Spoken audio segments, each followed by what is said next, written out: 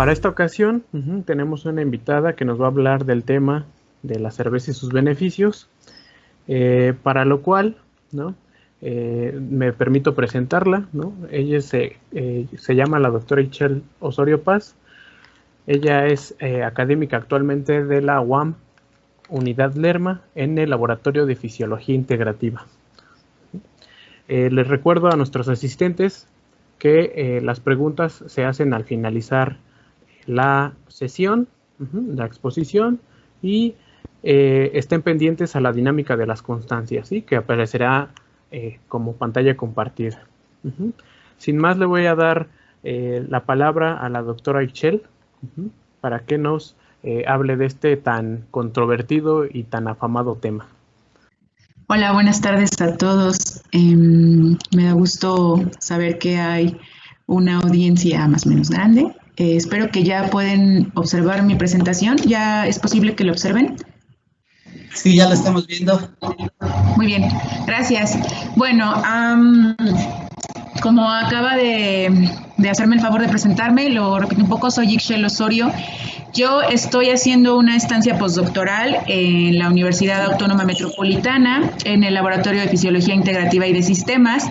Específicamente trabajo con el doctor Silvestre Alavés y en su línea de investigación, de la cual no voy a hablar mucho. Al final les voy a platicar un poco de lo que hago porque tiene que ver con el tema central, pero el tema central en realidad va a ser, les voy a hablar un poco sobre los beneficios del consumo moderado de la cerveza. Como ustedes saben, la cerveza es una bebida muy popular, es refrescante, tiene un sabor muy agradable y sabemos a través de la cultura oral, sobre todo la cultura tradicional, nos han dicho que el consumo de esta bebida se puede relacionar con beneficios a la salud. En la literatura vamos a encontrar mucha información que puede ser que puede apoyar esta idea y mucha que tal vez no la apoye tanto. Entonces, la idea es que resumamos cuáles son los verdaderos efectos que podemos decir que ocurren con un consumo moderado de cerveza y con cuáles debemos ser un poco más discretos, ¿no? Prevenidos. Entonces, bueno, lo primero que les quiero mostrar es esta tabla en donde les pongo la cantidad de minerales y de algunas vitaminas que van a encontrar en esta bebida, es esta columna que ven aquí, y lo voy a comparar con lo que se encuentra en la misma cantidad de vino tinto, y lo hago con el vino tinto porque también desde hace muchos años se nos ha dicho que beber vino tinto puede mejorar nuestra salud. Entonces, dentro de los minerales que se encuentran en mayor cantidad tenemos el calcio, y de hecho el calcio se encuentra un poquito más arriba en la cerveza que en el vino. Tenemos el magnesio, el fósforo, el potasio, el sodio, y sobre todo quiero que pongan atención en las vitaminas. En la vitamina B2, B3, B5, B6 y B12, como ustedes pueden observar, e incluso la cantidad encontrada en una cerveza regular se encuentra bastante mayor que la que encontramos en el vino tinto, y ya por eso, bueno, la cerveza tiene un punto más, un punto extra al vino tinto. Esta bebida ha sido incluida en la dieta de los humanos desde hace muchos años.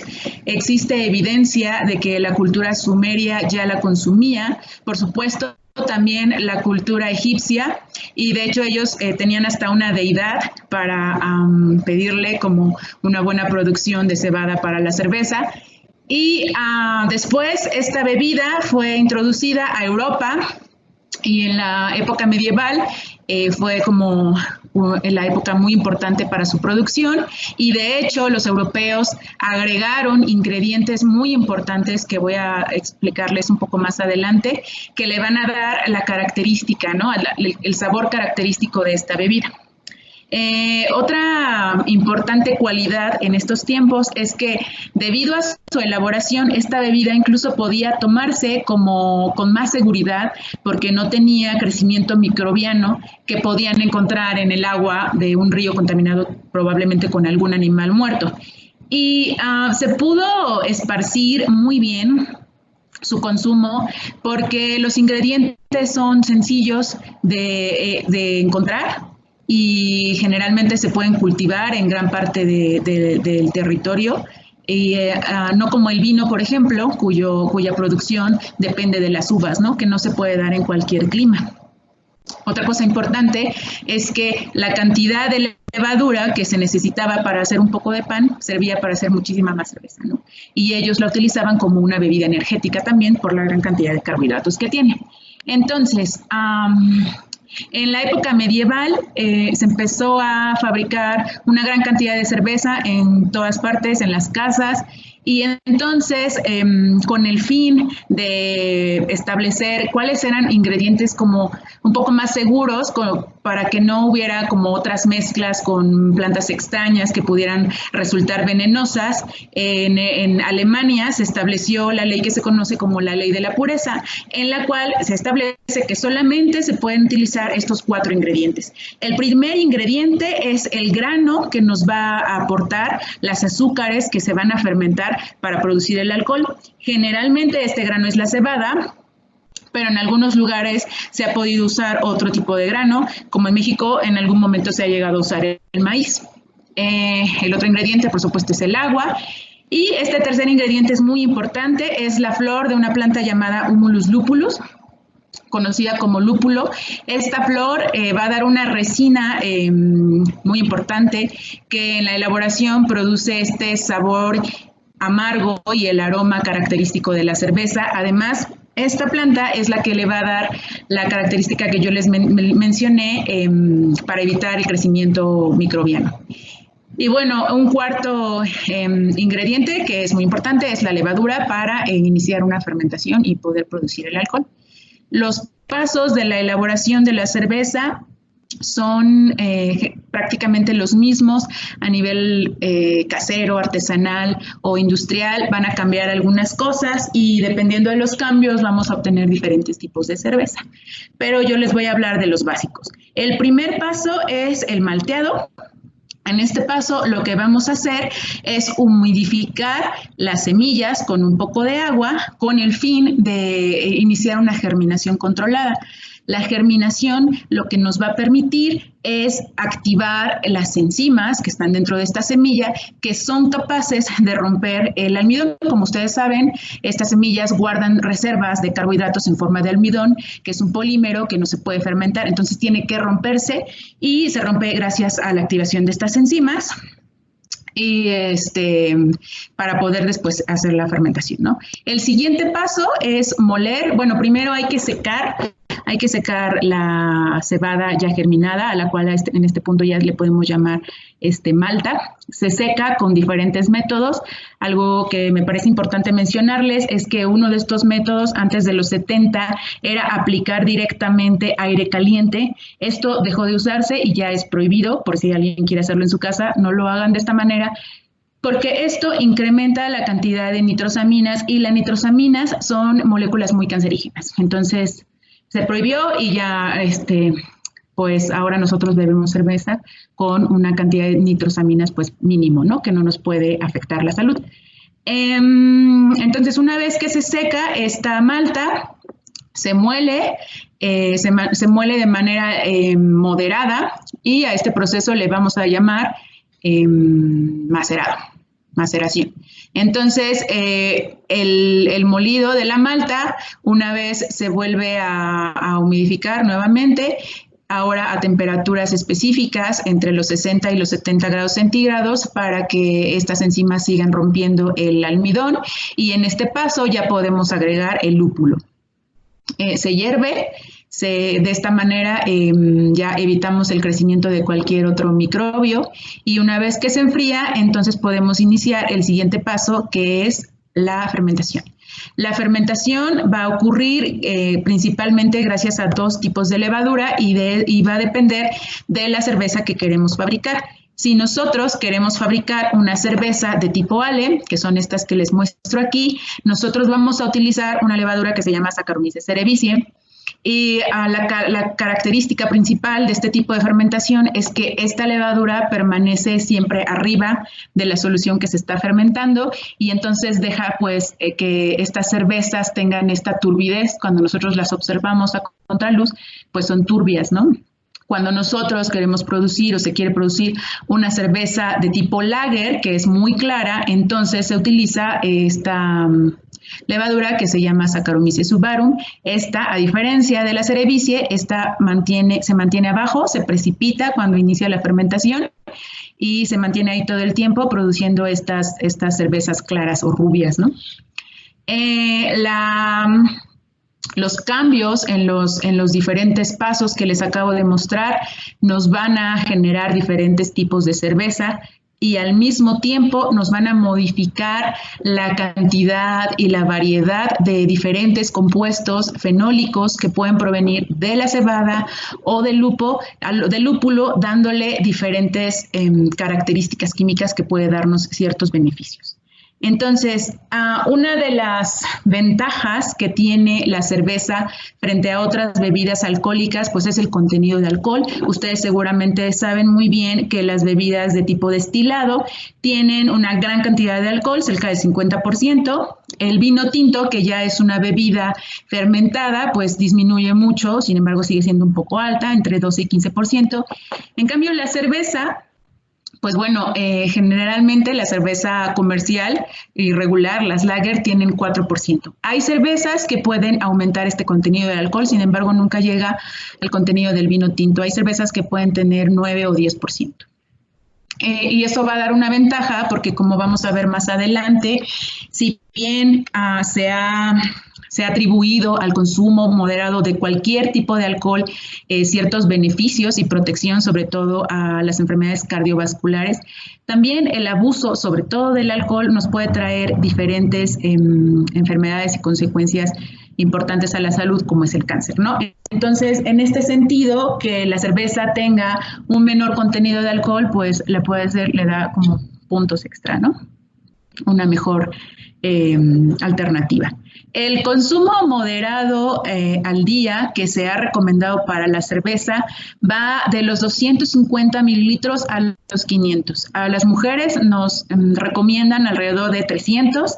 Esto va a depender mucho de nuestro índice de masa corporal y pues los hombres, como tienen un poco más, pueden tomar hasta 600 mililitros diarios y a esto se le va a considerar un consumo moderado. Cuando nosotros nos excedemos de este consumo, bueno, ya estamos entrando en un abuso. Y algo que también me parece importante es comentarles, no es lo mismo que yo me tome una cerveza 250 mililitros todos los días en la comida o en la cena, a que yo me tome las 6 cervezas el sábado. Si yo me tomo las 6 cervezas del sábado, ya se considera un abuso y todos los beneficios de los que vamos a hablar hoy, pues no los vamos a observar. Entonces hay que tener cuidado con consumirla con moderación. Entonces, como yo les platicaba, el consumo moderado pues ya se ha relacionado con prevención de enfermedades cardiovasculares, con la mejora en los síntomas de la menopausia, con un menor riesgo a contraer osteoporosis, demencia y una mejor salud intestinal.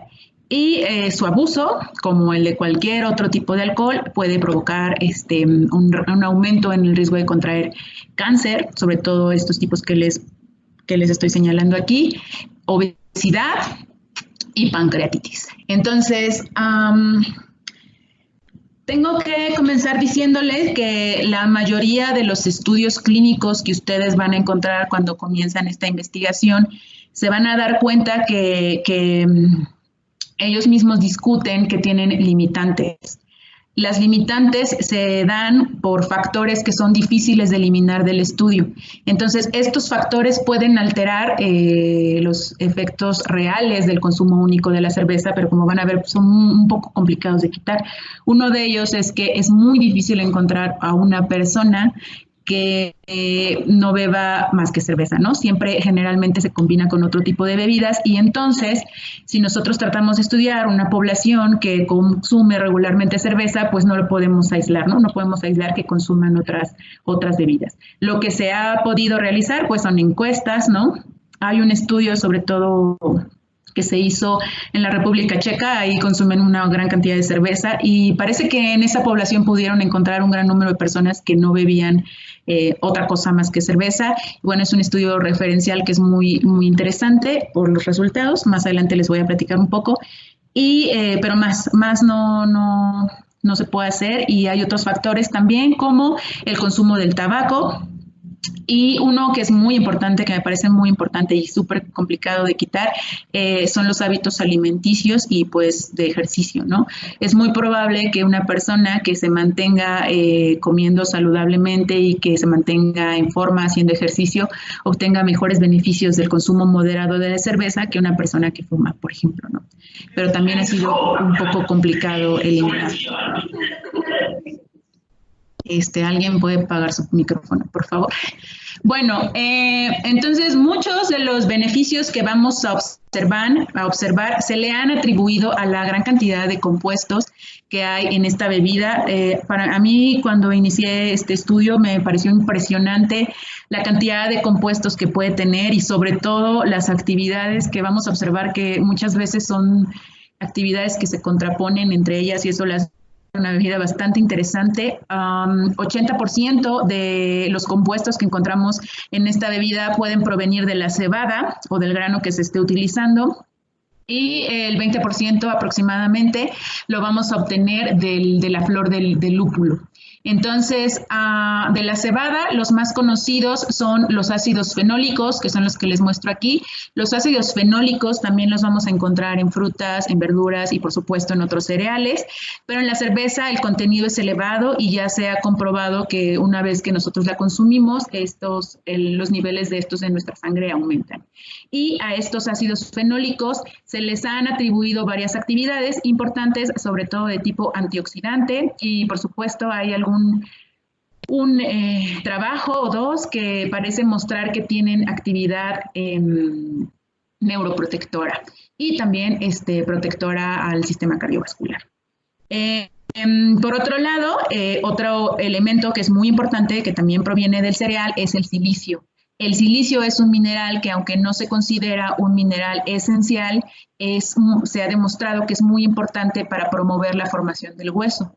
Y debo decirles que la cerveza es la principal fuente de silicio en nuestra dieta, porque hay silicio en otras fuentes, pero no en la cantidad como la encontramos en la cerveza. Y además el silicio que encontramos en ella es soluble en agua, es más fácil de absorber por nuestro intestino que el silicio, por ejemplo, que encontramos en el plátano, que se encuentra en forma de polímero y es un poco más difícil de absorber. Entonces es una ventaja más que tiene la cerveza, el consumo de cerveza. Y otras moléculas muy importantes que se han estudiado muchísimo son las que provienen de la planta, del lúpulo. Entre ellas tenemos los ácidos amargos, la humulona y la lupulona, a los cuales se les han encontrado actividades antioxidantes, antiadipogénicas y también neuroprotectoras. Y estos tres que les pongo aquí, los perniflavonoides, son las estrellas de la cerveza. Estos provienen, pues, como les digo, del lúpulo. El xanthomol es el que se encuentra en mayor concentración en la flor y es una molécula estrella, la van a escuchar todo el tiempo en esta plática. A ella se le han atribuido muchas actividades importantes como anticancerígenas, antioxidantes, es capaz de promover la actividad del páncreas, de mejorar la sensibilidad de los tejidos periféricos a la insulina, mejora la salud cardiovascular, es capaz de modular la actividad endotelial y de proteger los vasos sanguíneos. Bueno, en fin, incluso se ha encontrado capacidad para ayudar a restablecer el tejido óseo. Entonces, esta molécula es súper aclamada y todo el mundo la estudia y vamos a ver algunos ejemplos. Bueno, esta molécula durante la elaboración de la cerveza se transforma al isoxanthomol, la cual también tiene muchas actividades muy parecidas a las del xanthomol, y esta finalmente, cuando nosotros bebemos la cerveza en el intestino, al metabolizarse se puede convertir en esta otra que es superpoderosa, el 8-prenilnaringenina. Este es uno de los fitoestrógenos más potentes que se han encontrado y por lo tanto se ha propuesto como un tratamiento alternativo a la menopausia. Vamos a hablar de todos estos enfermedades, pero quiero empezar con la más popular, ¿no? Siempre hemos relacionado el consumo de cerveza con engordar, ¿no? Con la pancita chelera. Es algo que ya damos por hecho, ¿no? Todos lo escuchamos y todos incluso lo decimos. Lo interesante es que no existe hasta la fecha un trabajo, un estudio clínico que compruebe realmente la relación con el consumo de cerveza y la obesidad. Aquí lo que les voy a mostrar es un estudio de varios que hay. Este es un estudio francés, en una población francesa, y les voy a mostrar este ejemplo porque pues es como muy representativo, ¿no? Lo que se sabe en general y lo que casi siempre sale en todos los estudios de este tipo es que el consumo de alcohol, de cualquier forma, va a tener una relación positiva entre bueno, su consumo y la cantidad de, el aumento en la masa, ¿no? La masa del cuerpo. Esto siempre lo encuentran en los hombres, sobre todo. Esta línea que ustedes ven aquí es el comportamiento de los hombres y esta que ven abajo es en las mujeres. En las mujeres casi nunca encuentran significancia en esta relación. Ellos probaron el vino tinto, el consumo del vino tinto y el efecto en el aumento en el peso, y como muy parecido a lo que les muestro en el alcohol en general, en los hombres parece haber una relación que al principio parece disminuir un poco el riesgo de aumentar de peso, pero después se dispara y los hombres casi siempre sí pueden ganar peso con la bebida del alcohol. Y en este caso el vino tinto. Las mujeres, aunque parece que también aumentan, en este estudio tampoco encontraron ninguna significancia en esta relación. Por otro lado, el consumo de otras bebidas, como las bebidas destiladas, pues siempre esas, en varios estudios está muy comprobado, tanto en hombres como en mujeres, va a tener una relación lineal. Entre mayor cantidad de alcohol consumamos de este tipo, pues más vamos a ser propensos a ganar peso. Y la cerveza, ellos lo que encontraron es que no hay ninguna relación ni en mujeres ni en hombres, aunque parece que en hombres hay cierta relación positiva, y en algunos estudios, en varios, ellos mencionan que tal vez en los hombres sí existe esta relación, pues en las mujeres no, y en particular en este estudio no lo encontraron. Muchos de los estudios que hablan sobre la obesidad y el consumo de cerveza, como ya les había dicho antes, se discuten mucho las limitantes que tienen al evitar los otros factores, ¿no? Como el ejercicio, la dieta, que ya les platicaba. Entonces, clínicamente no existe todavía evidencia de que esto sea real. Lo que sí es cierto es que la cerveza tiene un gran aporte calórico y es algo que no estamos acostumbrados a ver o a cuidar, ¿no? Tan solo el alcohol tiene ya 7 kilocalorías por gramo, nunca se cuentan, nunca tomamos una copa de vino, una cerveza y pensamos, bueno, ahora ya no me voy a comer la tortilla, ¿no? Bueno, es importante porque esto puede ser lo que está generando este aumento de peso, esta relación con el consumo del alcohol.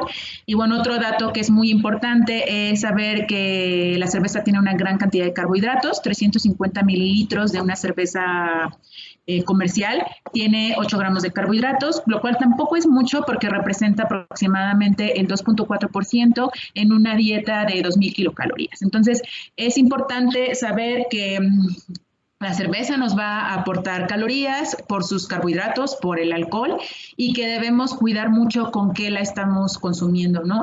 Sobre todo en México sabemos que siempre pues consumimos cerveza con los cacahuates, con la pizza, y entonces eso también puede estar jugando un factor importante en esta relación.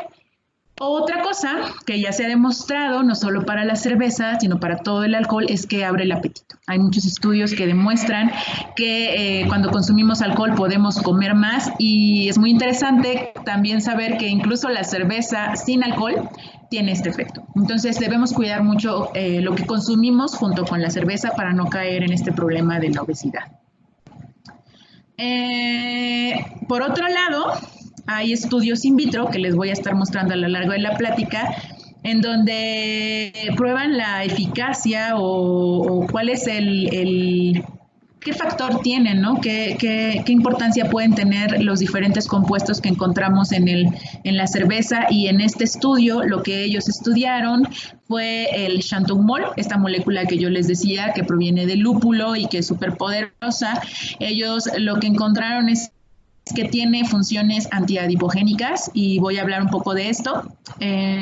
Brevemente, ustedes saben que en los mamíferos tenemos principalmente 2 tipos de grasa, ¿no? Los preadipocitos pueden diferenciarse en 2 tipos de células grasas. La primera son las células grasas blancas, las cuales almacenan una gran cantidad de grasa, esa es su función, y las otras son las células grasas de tipo café o marrón.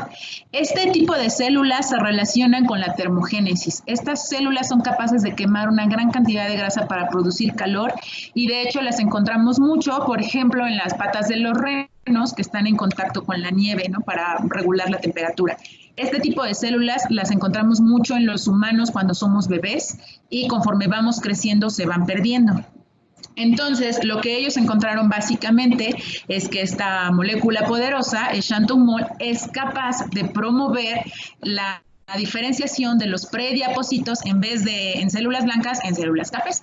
Y lo que hicieron de manera muy resumida fue incubar prediapósitos humanos en presencia de diferentes concentraciones micromolar, de xanthomol, y después de 96 horas ellos vieron importantes cambios. Ellos buscaron diferentes marcadores de las células café. Uno de ellos, pues, es la cantidad de mitocondrias. Las mitocondrias aumentan en este tejido café en comparación con el tejido blanco. Y como ustedes pueden observar, en presencia de 6 micromolar de xanthomol, el número de mitocondrias empieza a aumentar. Y si nosotros aumentamos la dosis, pues aumentan un poquito más. Otros marcadores que ellos vieron fueron marcadores expresión de proteínas específicas del tejido graso café. Un ejemplo es la proteína desacoplante tipo 1, la cual, bueno, aumenta muchísimo su expresión, más del doble, cuando usamos una concentración de 25 micromolar en el cultivo de preadipocitos. Lo que quiere decir es que, lo que ya les había dicho, ellos creen que xanthomol está favoreciendo la diferenciación de las células adiposas de tipo café. Un último experimento que hicieron fue en su cultivo. En rojo están viendo las células que son capaces de almacenar la grasa y conforme va aumentando la cantidad de xanthomol en los cultivos, pues esta grasa va disminuyendo. Y lo mismo observaron con otras pruebas bioquímicas. Entonces, el xanthomol, como conclusión de este trabajo y de algunos otros que hay, podemos decir que tiene cierta actividad antiadipogénica. Claro que el consumo total de la cerveza, pues no solo tiene xanthomol, tiene un montón de cosas, ¿no? Pero es interesante que veamos también los efectos de las diferentes moléculas porque lo hacen a esta bebida un cóctel con gran potencial para encontrar moléculas que nos pueden servir como medicamentos. Bueno, otra de las enfermedades que se ha relacionado con el consumo de cerveza son las enfermedades cardiovasculares. Como yo les mencioné hace ratito, el consumo de alcohol de por sí ya se ha demostrado que puede prevenir, cuando es de manera moderada, puede prevenir las enfermedades cardiovasculares. Y lo primero que se encontró fue en 1979, que el vino tinto tenía esta capacidad, ¿no? Entonces, yo les muestro aquí los resultados de un metaanálisis que realizaron Constanzo y colaboradores en el 2011. Lo que hicieron fue analizar varios estudios clínicos que encontraron y bueno, el resultado que les muestro en esta gráfica es la comprobación. Ellos comprobaron una vez más que el vino tiene este efecto protector, ¿no? Entonces, lo que yo les muestro aquí es la relación de obtener un riesgo de algún evento cardiovascular, alguna enfermedad, y la cantidad de vino que se puede consumir, cuál es la relación, ¿no? Entonces, en la línea horizontal, la línea 1, lo que observamos es el riesgo cero, el riesgo de personas que son abstemias, ¿no? Las personas que son abstemias tienen un valor 1. Y en negro, muy fuerte, lo que les estoy mostrando es la relación que existe entre tener estas enfermedades y el consumo de vino. Y como ustedes pueden observar, desde un consumo muy, muy moderado, que serán 5 gramos al día, el riesgo disminuye y es muy evidente.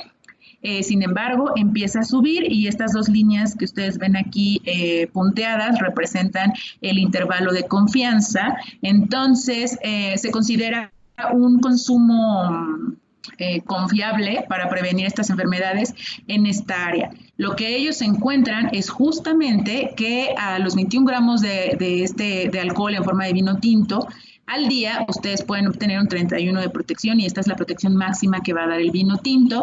Esto está representado en aproximadamente 300 mililitros al día, ¿no? Que es lo que hemos escuchado, una copa de vino tinto al día nos puede proteger. Ahora, lo interesante de este estudio es que ellos fueron los primeros en demostrar que la cerveza tiene un efecto muy similar.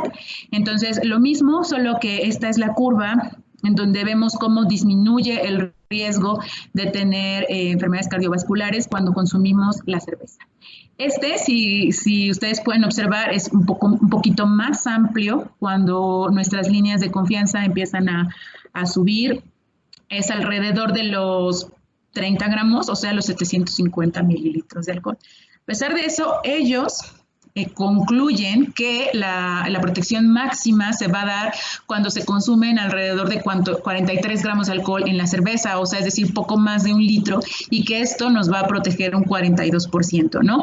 Yo les recomendaría que nos quedáramos en la zona segura, en donde las líneas de la confianza empiezan como a aumentar y además es la cantidad de vino de cerveza que se nos ha recomendado, pues alrededor de 600 para los hombres, 600 mililitros y de 300 para las mujeres. Porque además, entre más cerveza bebamos, pues también aumentamos el contenido de alcohol y vamos a obtener otros efectos, ¿no? Entonces, bueno, esto es muy interesante, es como les digo, el primer resultado positivo de la cerveza a favor de evitar las enfermedades cardíacas. Después de esto, bueno, ha habido varios y que lo demuestran, ¿no? Entonces hay muchos estudios que apoyan esta idea. Y bueno, se ha discutido mucho cuál es el efecto en realidad de estas bebidas, si más bien se debe a la cantidad de alcohol o a sus compuestos no alcohólicos. Como yo les mencioné al principio, muchos estudios nos dicen que el consumo moderado de alcohol ya de por sí puede proteger al sistema cardiovascular y esto lo ven por una mejora en el perfil lipídico de las personas que consumen de manera moderada. Ellos observan un incremento en las lipoproteínas de alta densidad, una disminución en las lipoproteínas de baja densidad y una disminución en la agregación de las plaquetas.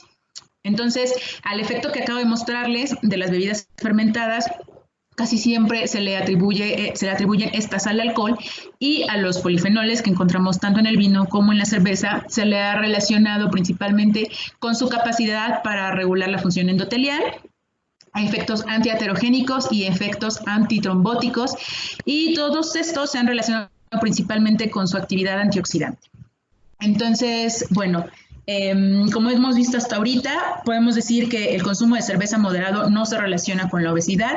El consumo moderado de la cerveza sí puede protegernos de enfermedades cardiovasculares y este tema es muy importante porque es uno de los más apoyados.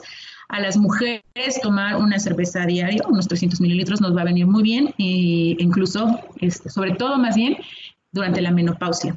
Los efectos de la menopausia son muchos, no solamente son efectos que pueden hacer sentir incómoda a una persona, sino además también efectos a la salud, ¿no? Incluso pueden aumentar los riesgos de tener alguna enfermedad cardiovascular o la osteoporosis, ¿no?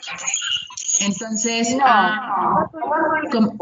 como ustedes saben, la menopausia se relaciona con una disminución que es gradual, es normal con el paso de los años, disminuye la cantidad de las hormonas femeninas y la disminución de estas hormonas son las que provocan muchos de los síntomas que se observan.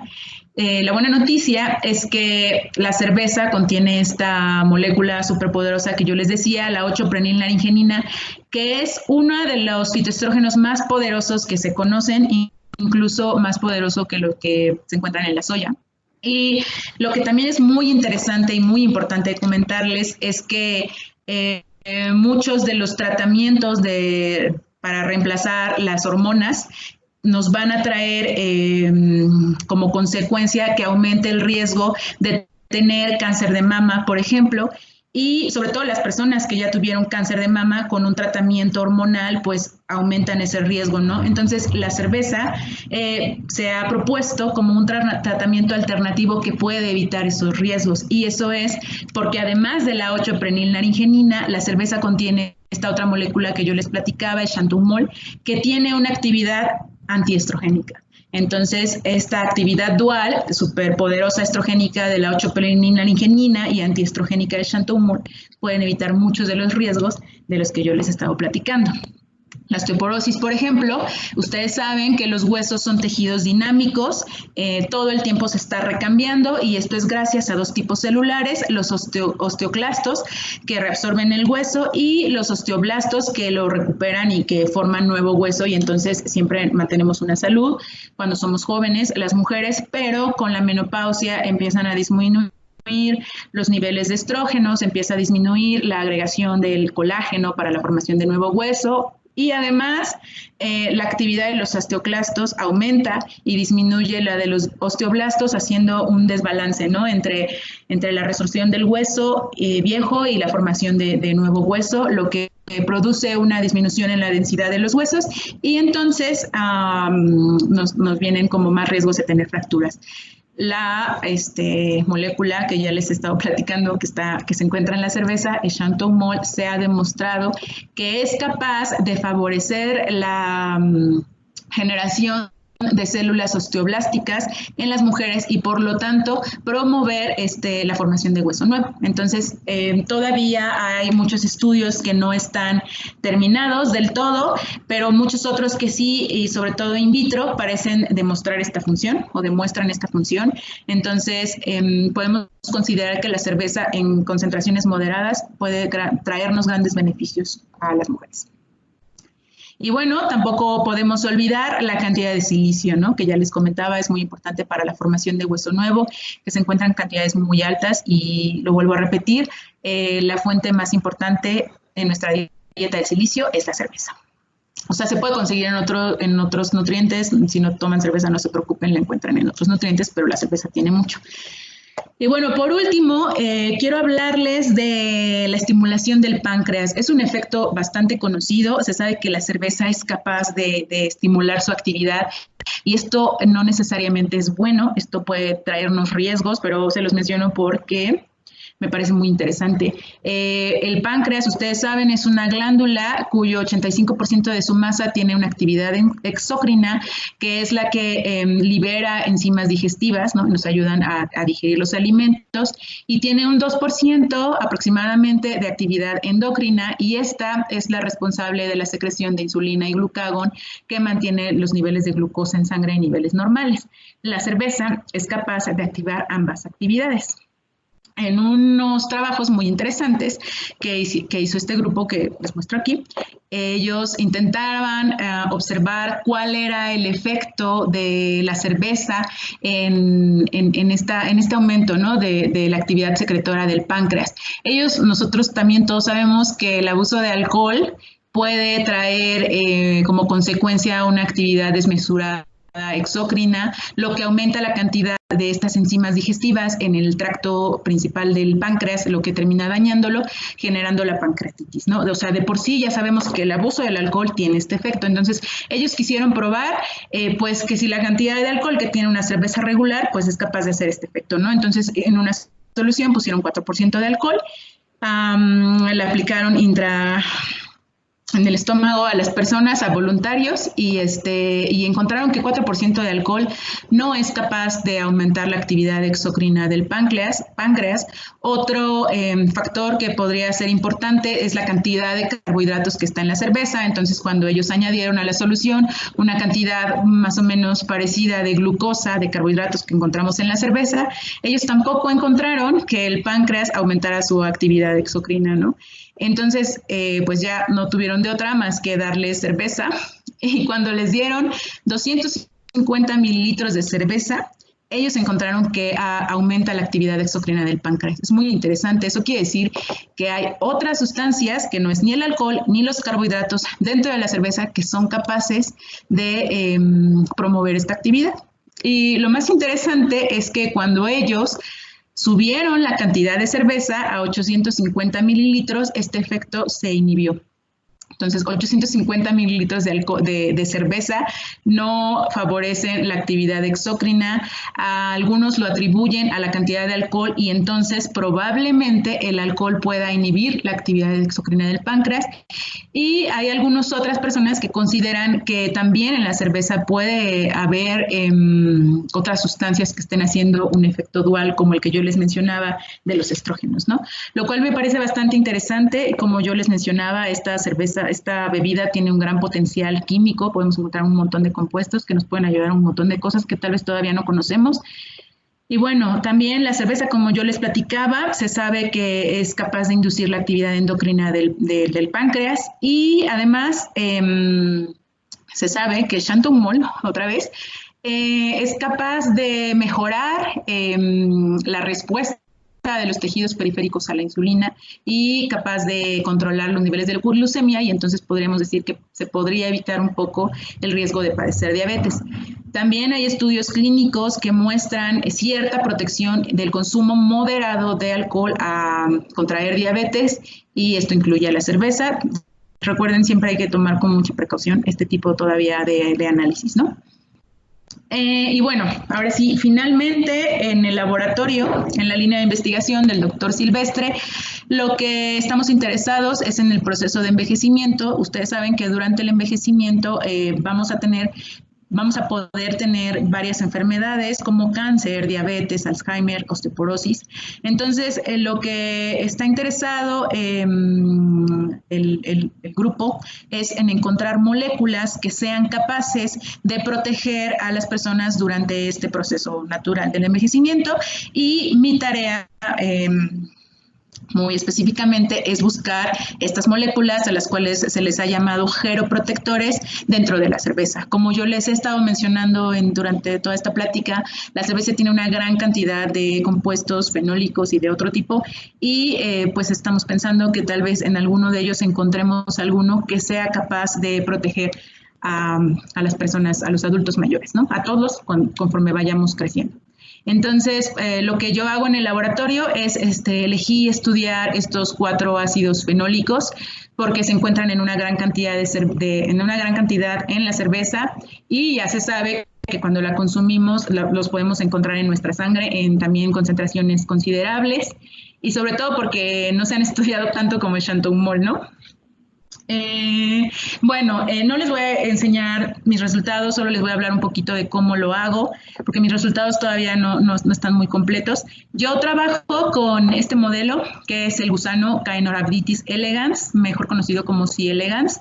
Es un gusano que tiene un montón de bondades, y una de las principales características que nos puede ayudar es que es transparente. Es un gusano con el cual podemos observar todas las células, podemos observar el origen de cada célula desde que es un embrión hasta el destino, ¿no? de cada una de ellas, y eso lo hace muy interesante. Hay muchos, este modelo se utiliza muchísimo para estudios de desarrollo, por ejemplo.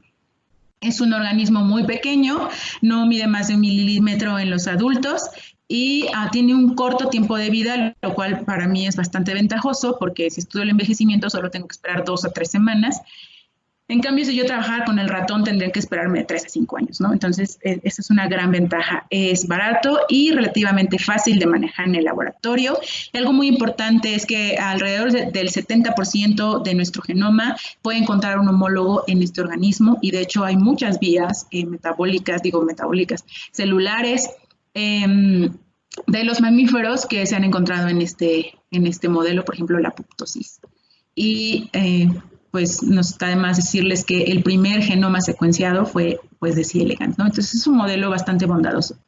Lo que yo hago, bueno, este gusano es capaz de vivir, como ya les mencioné, de 2 a 3 semanas a 20 grados centígrados. Esa es la temperatura, la mejor temperatura para la sobrevivencia de este organismo, y se puede someter a diferentes tipos de estrés. Nosotros queremos estudiar alguna molécula que se dice que es antioxidante, pues lo sometemos a un estrés oxidativo y lo probamos, ¿no?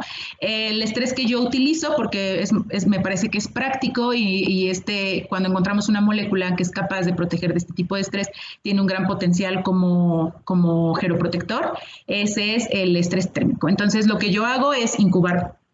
Okay. incubar poblaciones de alrededor de 25 a 30 animales en la presencia de diferentes compuestos de manera individual, y yo lo someto a este estrés y determino su media de vida. Esto es algo relativamente sencillo. Esta es una gráfica de cómo calculamos la media de vida de una población en condiciones normales. Si estamos hablando de que estos están incubados a 20 grados Celsius, que es su temperatura idónea, entonces el porcentaje, por ejemplo, en los primeros 10 días de la población es 100%. Quiere decir que ningún animal se me ha muerto, ¿no? Después de los 10 días, yo empiezo a encontrar individuos muertos y voy registrándolo, y entonces el porcentaje de animales vivos va disminuyendo a lo paso del tiempo, es normal. Y cuando encuentro que el 50% de mi población ya se murió, entonces este punto es la media de vida, y podemos continuar el registro hasta encontrar vidas máximas. Hay sustancias que pueden afectar, que pueden no afectar la media de vida, pero sí podrían en algunos individuos aumentar su vida máxima, ¿no? Entonces, la idea es esa. Si nosotros encontramos sustancias que son tóxicas, pues entonces veríamos una curva con menos área, y entonces podríamos encontrarnos en una media de 10, ¿no? En el caso de los ácidos fenólicos, lo que esperamos encontrar es que pues aumenten la media de vida, y entonces tendríamos una curva con un área más grande. Por ejemplo, si esta curva tenía una media de vida de 19 días, pues esta ya va a tener como de 26, ¿no? Es básicamente lo que he hecho en el laboratorio. Si quieren saber un poco más a detalle los resultados que he estado teniendo, pues con mucho gusto podré platicarlos una vez que ya termine. Y bueno, con esto termino la plática de hoy. Podemos concluir que el consumo moderado de la cerveza puede disminuir los riesgos de padecer enfermedades cardíacas, la osteoporosis, y aminora las molestias de la menopausia. Estos efectos ya podemos confiar en ellos. Hay varios estudios clínicos que ya lo han demostrado. Otros efectos, aunque se han mencionado, por ejemplo, el cáncer se menciona mucho, todavía no lo puse y no podemos estar tan seguros porque todavía no son tan concluyentes. Si bien sabemos, el alcohol es uno de los principales riesgos de padecer cáncer. Esta molécula se considera cancerígeno tipo 1 cuando se absorbe en el cuerpo. La cantidad de productos, de moléculas no alcohólicas en la cerveza ya se ha demostrado que tienen efectos antitumorales. Entonces no lo sabemos, puede ser un efecto dual, todavía no estamos tan seguros, por eso no lo mencioné. Y bueno, finalmente la gran variedad y diversidad de los compuestos fenólicos que encontramos en esta bebida, pues la hacen de mucho interés. Podemos encontrar una gran cantidad de compuestos ahí con un montón de potenciales, y eso me parece muy interesante para cualquier químico o biólogo, ¿no? Y bueno, eso es todo. Les dejo la cita. No les dije los resultados. Bueno, los datos que les he mostrado son producto de una investigación que realicé para una revisión que publicamos el año pasado, y bueno, les dejo mi correo por si tienen cualquier duda. Gracias.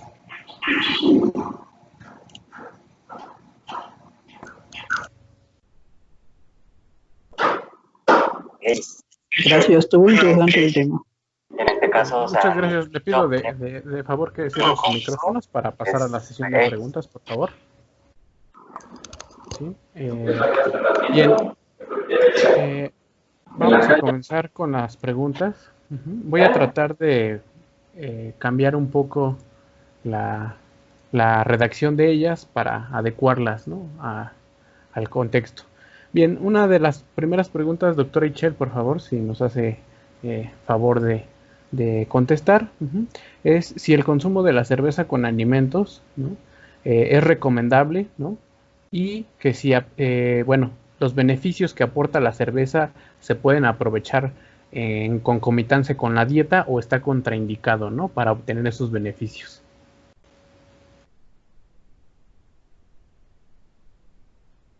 Doctor Itchel, nada más no le estamos escuchando, para que pueda abrir el micrófono, por favor.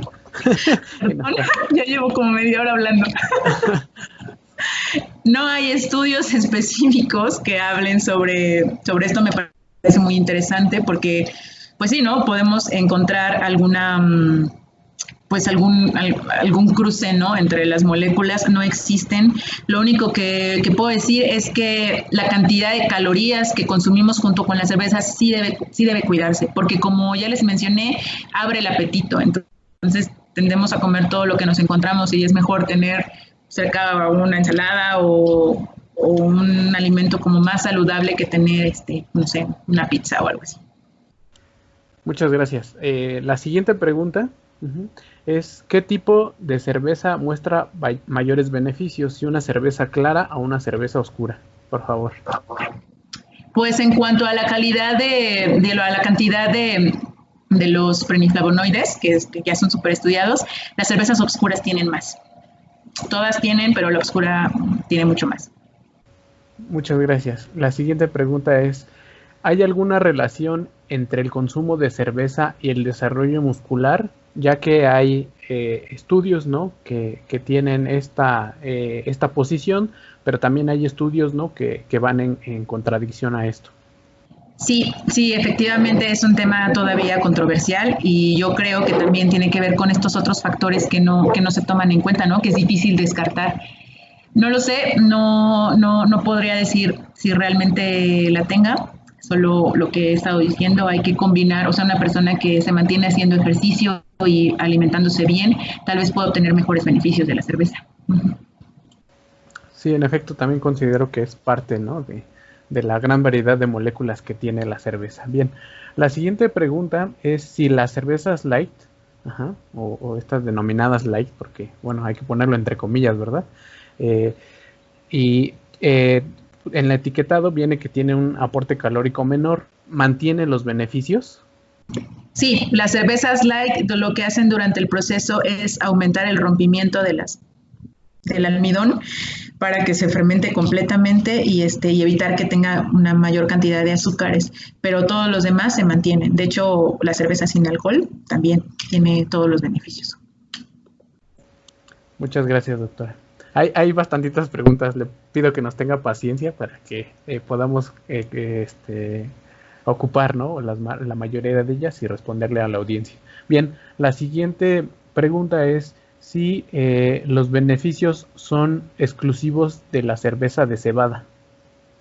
Bueno, como les platiqué, puede haber cerveza con diferentes cereales y dependiendo de los cereales podemos tener diferentes moléculas. La cebada nos va a proporcionar principalmente las vitaminas y los ácidos fenólicos que les mostré. La levadura también es importante, entonces todos los compuestos de su elaboración van a contribuir en la cantidad de compuestos fenólicos y sobre todo los más poderosos que les mencioné están en el lúpulo, entonces sí, la cerveza tiene que tener lúpulo.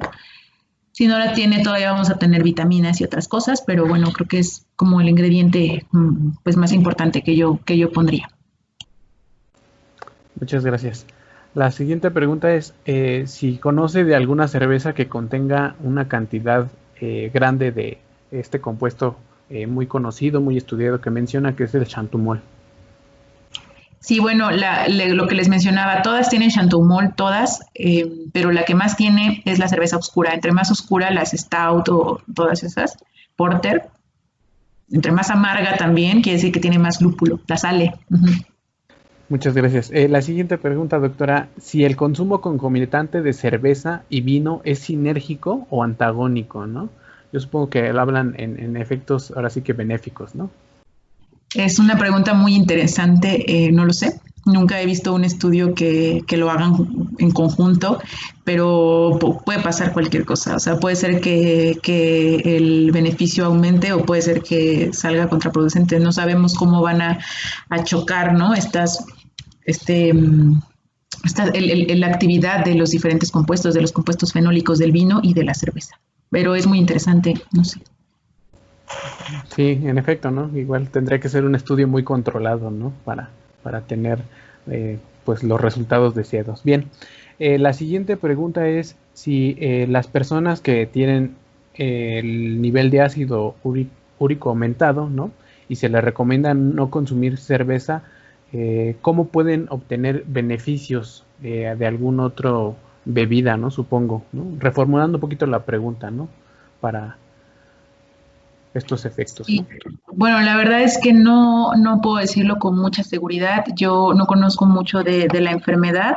No sé si prohíban tomar cerveza por el contenido de alcohol o por el contenido de los compuestos que hay en la cerveza. Por ejemplo, lo que les decía de la actividad del páncreas, sí tiene que ver específicamente con los compuestos de la cerveza. Entonces, en este caso yo no sé exactamente por qué es que lo eviten. Si es por la cantidad de alcohol, pues una cerveza sin alcohol o incluso una cerveza con un poco de alcohol tal vez podría ser una buena opción, pero no, la verdad es que no puedo decirlo con mucha seguridad.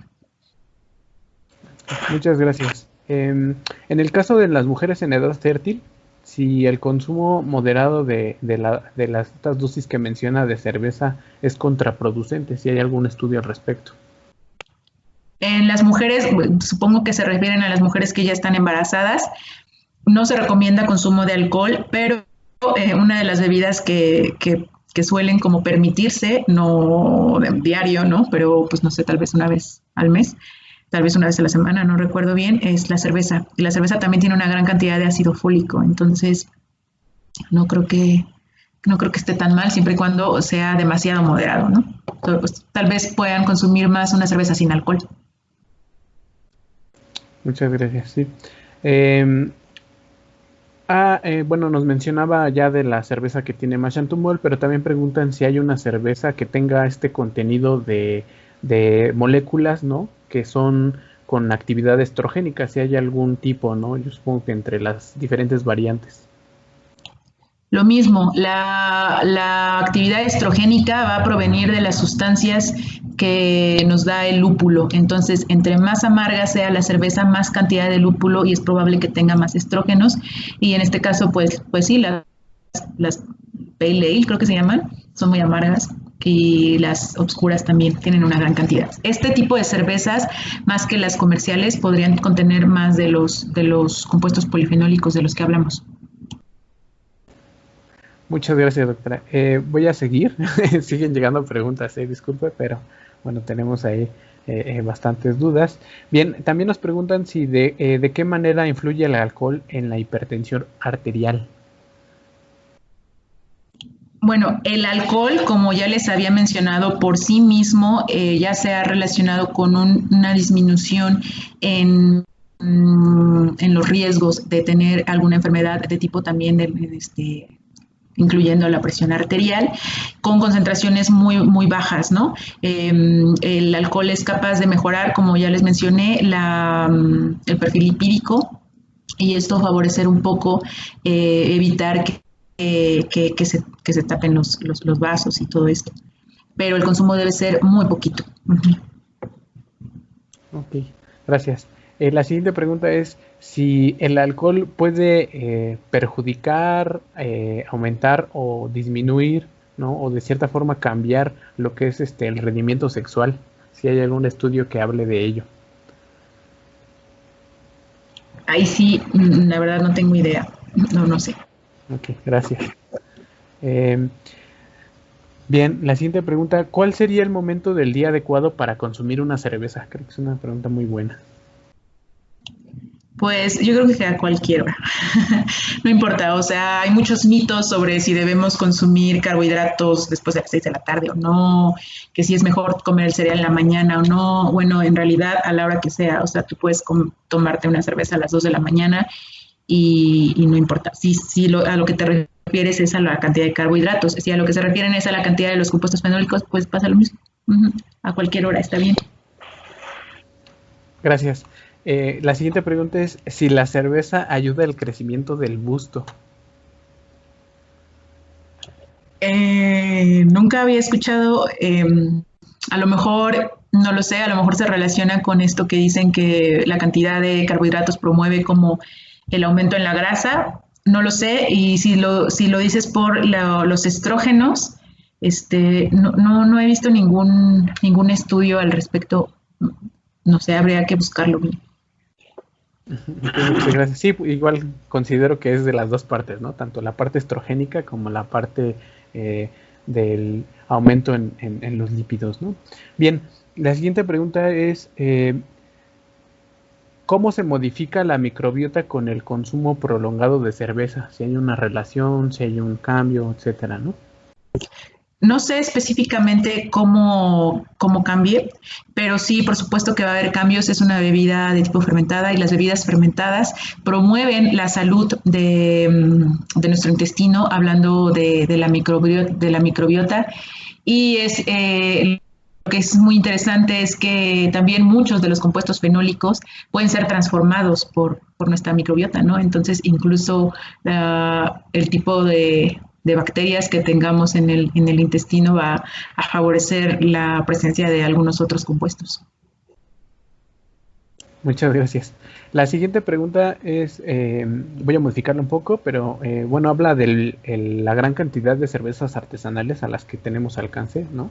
Y con respecto a eso, si existen estudios, ¿no?, en el beneficio de estas, o que si los estudios solamente están enfocados a las cervezas comerciales. No. En los estudios se incluyen todos los tipos de cerveza e incluso hay estudios específicos en cervezas artesanales de diferentes partes del mundo y también tienen gran cantidad de estos compuestos polifenólicos e incluso pueden tener más que la cerveza lager comercial. Muchas gracias, doctora. Bien, la siguiente es si el consumo de cerveza ayuda en el tratamiento de enfermedades hormonales en mujeres. Un ejemplo que por aquí mencionan es el ejemplo de la enfermedad del síndrome de ovario poliquístico. Si existe algún estudio que relacione, ¿no?, o que haya algún factor que ayude con el consumo de cerveza. La verdad yo no he encontrado nada, pero tampoco lo he buscado. Probablemente por el contenido de los estrógenos exista algún estudio que lo mencione. La verdad yo nunca los he encontrado. Se considera como un tratamiento para reemplazar a los estrógenos, sobre todo, pero no sé, sobre todo yo no desconozco cuál es como la patología, ¿no? Cuáles son las hormonas que faltan en este tipo de enfermedades. Si son los estrógenos, pues tal vez sí puede ser una opción. Ok, gracias, doctora. Y bien, voy a juntar estas dos preguntas porque tienen un poco que ver con el proceso y lo que ya he mencionado. La primera es si existen diversos o qué diferencia hay en los beneficios de la cerveza sin alcohol y la cerveza normal con alcohol. Y segundo, si hay algún proceso que aumente los beneficios. En la elaboración de la cerveza, si hay un proceso en específico que aumente los beneficios en estos compuestos que se encuentran en las cervezas. Sí, en la mayoría de los estudios siempre hay una comparación entre cervezas con alcohol y cervezas sin alcohol.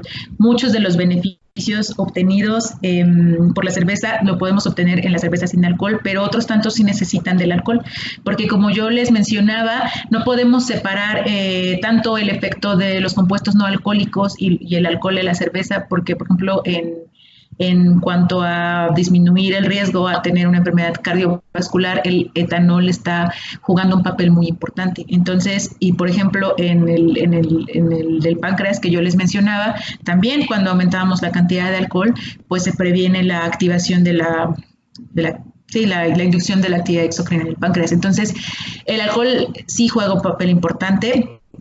Claro que si tomamos una cerveza sin alcohol vamos a obtener estos otros beneficios, sobre todo de las moléculas antioxidantes, de muchas moléculas que también son antitumorogénicas.